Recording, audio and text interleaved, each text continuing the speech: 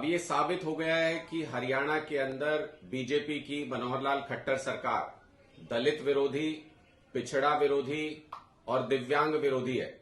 ये तो हमें पहले ही पता था। पूरा देश जानता है कि भारतीय जनता पार्टी आरक्षण के खिलाफ है, पिछड़े वर्गों का आरक्षण खत्म करना चाहती है।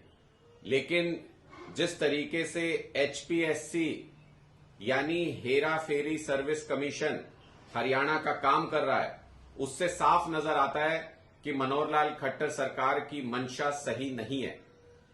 अभी जिन 61 पदों के लिए एचसीएस को सेलेक्ट किया गया एचपीएससी के द्वारा, उनमें पिछड़े वर्ग के साथ और एससी वर्ग के साथ जबरदस्त भेदभाव और अत्याचार किया गया है। कुल मिलाकर 61 चयनित अभ्यर्थी हैं, जिनमें से 18 सीटें ऐसी थी जहां पर एससी उम्मीदवार का चयन होना चाहिए था, लेकिन सिर्फ 6 भरी गई हैं। 12 एससी उम्मीदवारों की सीटें पद खाली रह गए हैं। बीसी की कुल 10 सीटें थी, इनमें से केवल 3 भरी गई हैं। 7 पद खाली रख लिए गए हैं। इसके अलावा अगर आप देखें तो बीसी ए और बीसी बी को अगर अलग अलग करके देखें तो बीसी बी की 5 सीटें थी, इनमें से केवल 1 भरी गई है। 4 पद खाली रख लिए गए हैं। और दिव्यांग श्रेणी में कुल 4 सीटें थी, चारों की चारों सीटें खाली रख ली गई हैं। इसका मतलब खट्टर सरकार सुनियोजित तरीके से भर्ती की प्रक्रिया के साथ छेड़छाड़ करते हुए, मानदंडों के साथ छेड़छाड़ करते हुए 100 पद थे, लेकिन सिर्फ 61 स्टूडेंट्स को उसमें पास घोषित किया गया। इसका मतलब बहुत अच्छे तरीके से पूरे रिजल्ट को देखभाल करके इस तरीके से रिजल्ट जारी किया गया ताकि एससी उम्मीदवार, बीसी उम्मीदवार, बीसी ए, बीसी बी और दिव्यांग उम्मीदवार कम से कम संख्या में सेलेक्ट हों।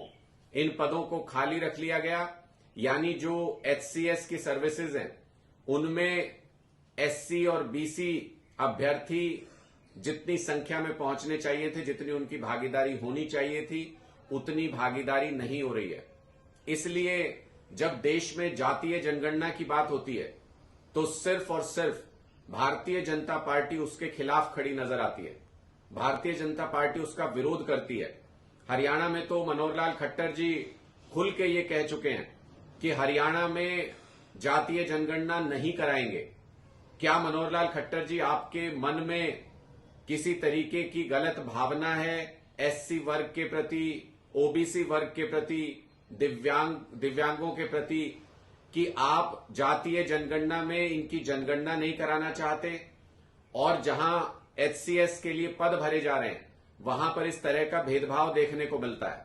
इससे कम से कम हरियाणा के लोगों के सामने खट्टर साहब आपका दोगला चेहरा जरूर सामने आ गया है।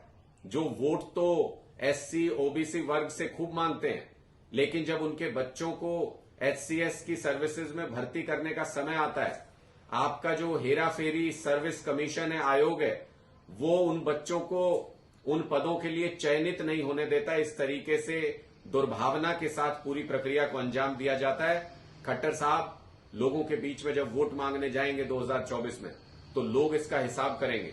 लोग आपको इसका पुरजोर तरीके से जवाब देंगे।